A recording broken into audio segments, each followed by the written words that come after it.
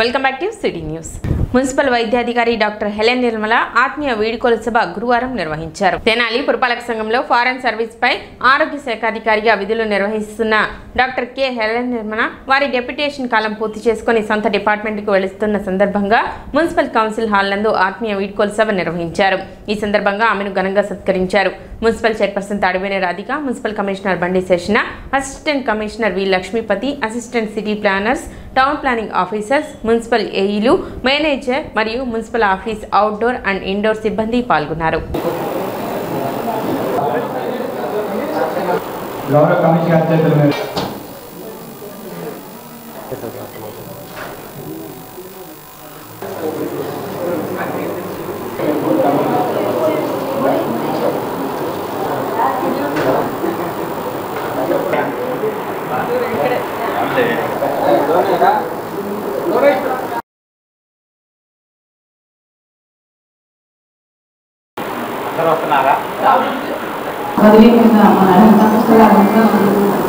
చాలా బాధాకరం.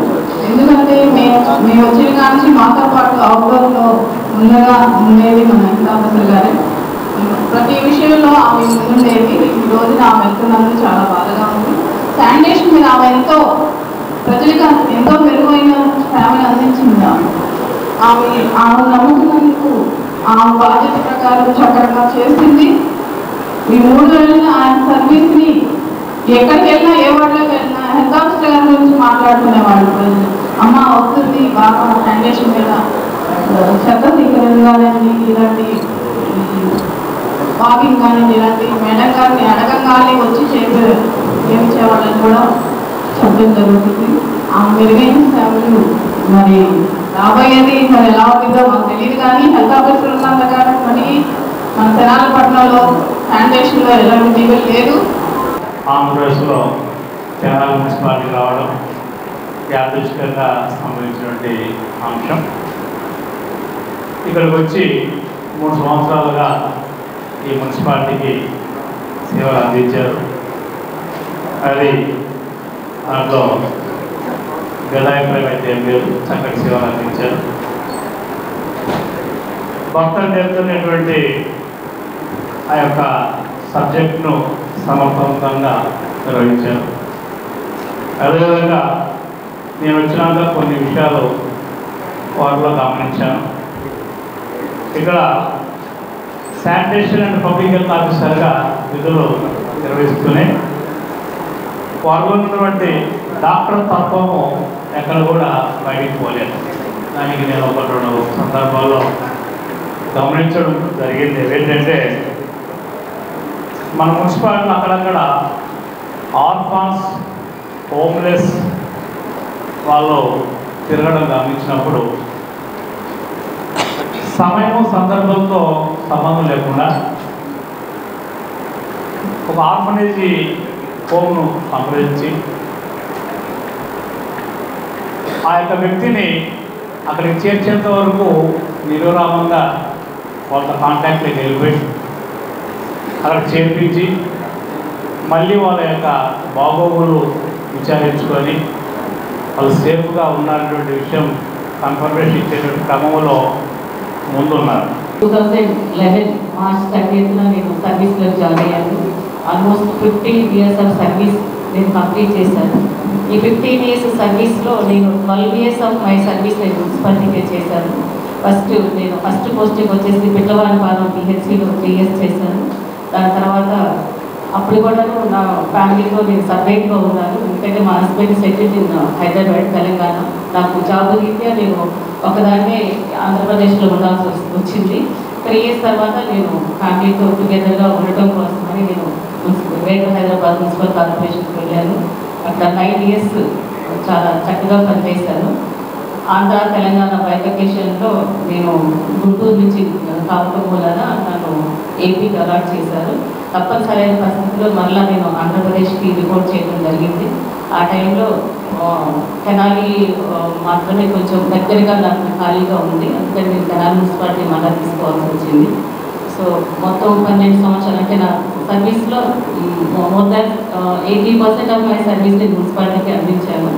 పట్టణ రైల్వే స్టేషన్ వద్ద గల వైష్ణవి జూనియర్ కాలేజ్ అధినేత పాటిబండ్ల శ్రీనివాసరావు ఆర్థిక సహకారంతో మజ్జిగ పంపిణీ నిర్వహించారు. శ్రీ శివలింగేశ్వర స్వామి భక్త బృందం సేవా సమితి అధ్యక్షులు కుర్రా శ్రీను పర్యవేక్షణలో స్థానిక రైల్వే స్టేషన్ వద్ద గల చలివేంద్రం నందు పాదచారులకు మజ్జిగ పంపిణీ చేశారు. గత 15 సంవత్సరాలుగా వేసవి చలివేంద్రం ఏర్పాటు చేసి దాతల సహకారంతో కొనసాగించడం జరుగుతుందని, ఇందులో భాగంగా పాటిబండ్ల శ్రీనివాసరావు చలివేంద్ర నిర్వహణకు 5,000 రూపాయలు ఆర్థిక సహాయం అందించినట్లు కుర్రా శ్రీను తెలిపారు. కార్యక్రమంలో సిహెచ్ శ్రీనివాసరావు, నవీన్, అబ్రహం, ప్రసాద్ మరియు సేవా సమితి సభ్యులు పాల్గొన్నారు. ఎండల తీవ్రతను చూసి మరి వైష్ణవి జూనియర్ కాలేజీ అధినేత అయినటువంటి శ్రీ పాటిబండ్ల శ్రీనివాసరావు గారి సహాయ సహకారంతో ఈ చలవేంద్రం నిర్వహించినప్పటి నుంచి కూడా ప్రతి ఏటా కూడా వారి సహాయ సహకారం ఉంటుంది. మరి ఈ చలవేంద్ర నిర్వహణ కూడా వారు 5,000 రూపాయలు కూడా మరి విరాళం ఇచ్చి ఉన్నారు. వారికి ఆ దేవుని ఆశీస్సులు వెళ్ళవేళ్ళ ఉండాలని చెప్పి తెలియపరుచుకుంటూ మరి ముఖ్యంగా ఈ రోజున ఎండల తీవ్రతను చూసి వారు మజ్జిగ పంపిణీ చేద్దామని చెప్పేసి ఆలోచన చేశారు. వారి యొక్క సహాయ సహకారంతో ఈ రైల్వే స్టేషన్ పరిధిలో ఉన్న పాదచారులకి మరి మజ్జిగ పంపిణీ చేయడం జరిగింది. మరి ఎండల తీవ్రత ఎక్కువగా ఉంది. ప్రజలందరూ కూడా మరి జాగ్రత్తలు పాటించి వాళ్ళు సుఖ సంతోషాలతో ఉండాలని చెప్పేసి కోరుకుంటున్నాం. సాయిబాబాకు అత్యంత ప్రీతిపాత్రమైనది అన్నదానమేనని సాయి లక్కరాజు అన్నారు. చిందావూరు డొంకలోని ఆంజనేయ స్వామి దేవాలయంలో ఆ ప్రాంత కాలనీలో గల పేదలకు శ్రీ సాయి ప్రసాదం సేవా సమితి ఆధ్వర్యంలో గురువారం మధ్యాహ్నం కేశవ మఠం అప్పయ్య మరియు లక్ష్మీ నాచారమ్మ స్మృత్యర్థం వారి కుమారుడు వెంకట్రావు ఆధ్వర్యంలో ఈ అన్నదాన కార్యక్రమాన్ని సేవా సమితి అధ్యక్షులు సాయి లక్కరాజు ప్రారంభించి ప్రసంగించారు. తన ప్రసంగాన్ని కొనసాగిస్తూ ప్రతి గురువారం పట్టణంలోని వివిధ కాలనీలో ఈ అన్నప్రసాద కార్యక్రమాన్ని క్రమం తప్పక నిర్వహిస్తున్నామని, ఎవరైనా కోరితే వారు నివసించే కాలనీలో ఈ కార్యక్రమాన్ని నిర్వహిస్తామని తెలిపారు. మారుతి ఆలయం ప్రాంగణంలో 100 మందికి పేదలకు అన్నదాన వితరణ చేశారు. సమితి సభ్యులు సురేష్, రమణయ్య, వెంకట్రావు తదితరులు పాల్గొన్నారు. శ్రీ సాయి ప్రసాదం సేవా సమితి తరఫున ప్రతి నెల మొదటి గురువారం క్రమం తప్పకుండా గత 5 ఏళ్ల బట్టి ఈ కార్యక్రమాన్ని అన్నదాన కార్యక్రమం నిర్వహిస్తున్నాము. ఎవరైనా ముందుగా మమ్మల్ని ఆ కాలనీలో ఇంతమంది కావాలని కోరితే తప్పక ఆ కాలనీలో మేము ఏర్పాటు చేయగలం తెలియజేసుకుంటున్నాము. ఈ రోజున చిన్నరావు డొంకలోని మారుతి ఆలయంలో 101 మందికి అన్నప్రసాద వితరణ జరుగుతోంది. దీనికి రిటైర్డ్ ఎండిఓ గారు రమణయ్య గారు కూడా ఇచ్చేశారు. ఈ కార్యక్రమానికి మాకు దిగ్విజయంగా సహకరిస్తున్న ప్రతి కాలనీ వాసులు కూడా ధన్యవాదాలు. ఈ రోజున ఈ కార్యక్రమాన్ని కేశవ మఠం అప్పయ్య మరియు నాంచారమ్మల స్మృత్యర్థం వారి కుమారుడు వెంకట్రావు గారు సౌజన్యంతో మరియు మిత్రుల సౌజన్యంతో ఈ కార్యక్రమాన్ని అన్నదాన కార్యక్రమాన్ని ఇక్కడ ఏర్పాటు చేయడం జరిగింది. అక్కడ సాయి గారి ఆధ్వర్యంలో సాయి ప్రసాద కార్యక్రమం కింద గత 5 సంవత్సరాల నుంచి కార్యక్రమం చేస్తున్నారు. వారి యొక్క సేవా కార్యక్రమంలో మేము కూడా వృత్తావసరంగా సాయం చేస్తూ ఉన్నాము. ఆ సాయిబాబా యొక్క కృతలన్నీ కూడా ఆ మీద ప్రశ్నించాలని, ఈ కార్యక్రమం ఎందుకు సాగాలని ఆ సాయిబాబాను కోరుకుంటూ సెలవు. కూటమి ప్రభుత్వం ఏర్పాటులో ఏడాది పూర్తయిన సందర్భంగా జనసేన పార్టీ కార్యాలయంలో ఘనంగా వేడుకలు నిర్వహించారు. వైసీపీ అరాచక పాలనను అంతమై కూటమి ప్రభుత్వం పాలన ప్రారంభించి ఏడాది పూర్తయిన సందర్భంగా జనసేన కార్యాలయంలో ముత్యాల ముగ్గులు వేసి రంగురంగుల పూలు చల్లి మధ్యలో దీపాలను వెలిగించి బాణసంచా కాల్చి సుపరిపాలన సంబరాలు జరిపారు. రాష్ట్రంలో రాక్షస పాలన పోయి సుపరిపాలన వచ్చిన రోజని, ఇది రాష్ట్ర ప్రజలందరికీ పండుగ దినమని పార్టీ నాయకులు, వీర మహిళలు తెలిపారు. పార్టీ కార్యాలయంలో స్వీట్లు పంచుకొని శుభాకాంక్షలు తెలుపుకున్నారు.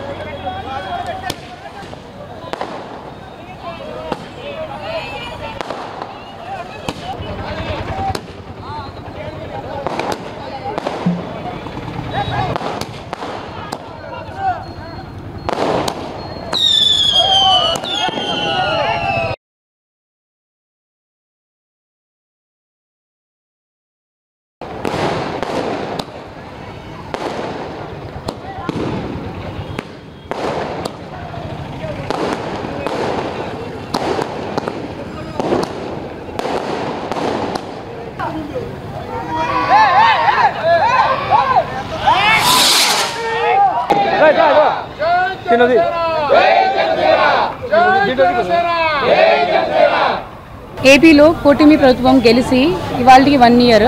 ఆ సందర్భంగా మన గౌరవ ముఖ్యమంత్రి గారికి, ఉప ముఖ్యమంత్రి గారికి, మన తెనాలి మినిస్టర్ నాదెళ్ల మనోహర్ గారికి, అలానే మన తెనాలి ఎమ్మెల్సీ రాజా గారికి, ఎంపీ గారికి, కూటమి నాయకులందరికీ, కార్యకర్తలు ప్రతి ఒక్కరికి ఈ దినం శుభాకాంక్షలు. అలానే ఓటేసే ప్రతి ఓటర్కి పేరు పేరున ధన్యవాదాలు. లాస్ట్ గవర్నమెంట్లో మనం చూసుకుంటే ప్రజలు ఎంత ఫెడప్ అయిపోయారంటే పరిపాలనతో, వాళ్ళ ఏ పదాలు అయితే వినకూడదో నాయకుల ద్వారా అలాంటి పదాలు వినటం జరిగింది. బూతుల పదాలు, దుర్భాష వాక్యాలు ఇలాంటివి విన్నారు. ఏ పాలన చూడకూడదో అట్లాంటి పాలన చూశారు. ఇలాంటి ఒక రౌడీజము, తర్వాత కక్ష సాధింపు రాజకీయాలు ఇలాంటివి చూసి వాళ్ళకి భయం కలిగింది. నెక్స్ట్ మళ్ళీ ఇదే గవర్నమెంట్ వస్తే మన పరిస్థితి ఏంటి, మన పిల్లల పరిస్థితి ఏంటి, రాష్ట్రం ఎక్కడికి వెళ్ళిపోతుంది అనే భయంతో ఒక విజనరీ లీడర్ కోసం వాళ్ళు చూడాలనుకొని మన కూటమి గవర్నమెంట్లో చూసుకుంటే, ఇప్పుడున్న కూటమి గవర్నమెంట్లో ప్రతి ఒక్కరు ఎంతో విజనరీ లీడర్స్. ఎలా బ్యాలెన్స్ చేసుకోవాలి, ఒక డెవలప్మెంట్ యాక్టివిటీ కానీ, లేకపోతే పథకాలు కానీ, లేకపోతే సంపద సృష్టి కానీ, దాన్ని ఎట్లా బ్యాలెన్స్ చేసుకుంటే ప్రజలకి అందించాలనేది చాలా అవగాహన ఉన్న experienced and educated visionary leaders మన ప్రభుత్వంలో ప్రతి ఒక్కరు ప్రజలు చూస్తున్నారు. సో ఆ గవర్నమెంట్ రావాలని చెప్పి ప్రజలు ఒక మెజారిటీతో, ఒక రాష్ట్ర చరిత్రలో లేనంత మెజారిటీతో మన ప్రభుత్వాన్ని గెలిపించి ఒక నమ్మకాన్ని, ఒక బాధ్యతని ఇంకా పెంచేటట్టు చేశారు. 2024 జూన్ 4వ తారీఖున మా కూటమి ప్రభుత్వం గెలిచిన రోజు పవన్ కళ్యాణ్ గారు ఎంతమంది తిట్టారో, ఎంతమంది ఎన్ని మాటలు అన్నారో, ఆ మాటలన్నిటికీ కూడా బల్ల గుద్దినట్టు సమాధానం చెప్పినట్టు ఒక మంచి ప్రభుత్వం ఏర్పడింది అని అందరూ ఈ తెనాలి నియోజకవర్గంలో అయితే నాదెండ్ల మనోహర్ గారు 49,000 ఓట్ల మెజారిటీతో గెలిపించారు.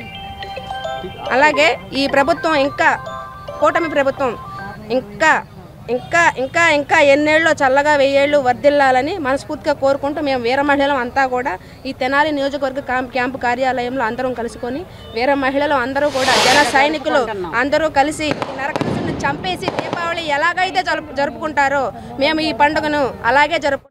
అందరూ చాలా సంతోషంగా ఉన్నారు. నాదెండ్ల గారి నాయకత్వంలో కూటమి ప్రభుత్వం వచ్చింది.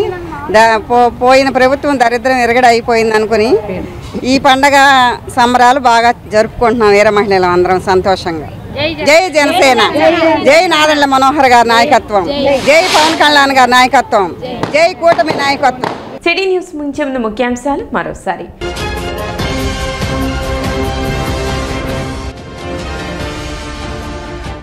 పర్యావరణ పరిరక్షణకు ప్రతి ఒక్కరూ కృషి చేయాలి. కోర్టుల ప్రాంగణంలో జరిగిన పర్యావరణ దినోత్సవ కార్యక్రమంలో పిలుపునిచ్చిన పలువురు న్యాయమూర్తులు.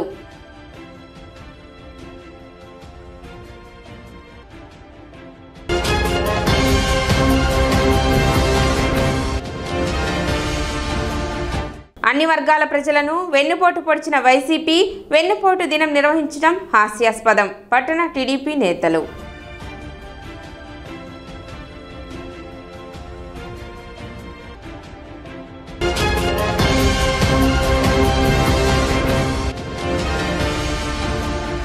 జనసేన కార్యాలయంలో ఘనంగా సుపరిపాలనా దినోత్సవ వేడుకలు.